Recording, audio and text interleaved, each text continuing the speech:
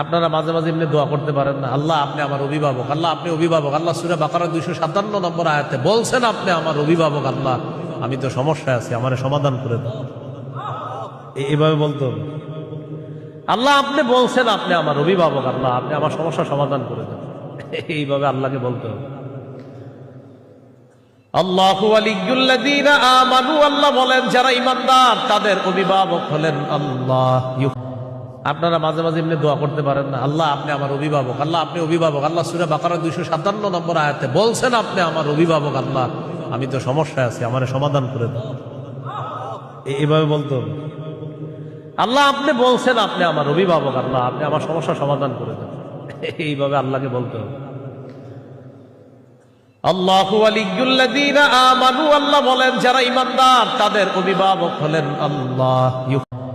আপনারা মাঝে মাঝে এমনি দোয়া করতে পারেন না, আল্লাহ আপনি আমার অভিভাবক, আল্লাহ আপনি অভিভাবক। আল্লাহ সূরা বাকারা 257 নম্বর আয়াতে বলছেন আপনি আমার অভিভাবক, আল্লাহ আমি তো সমস্যায় আছি, আমার সমাধান করে দাও।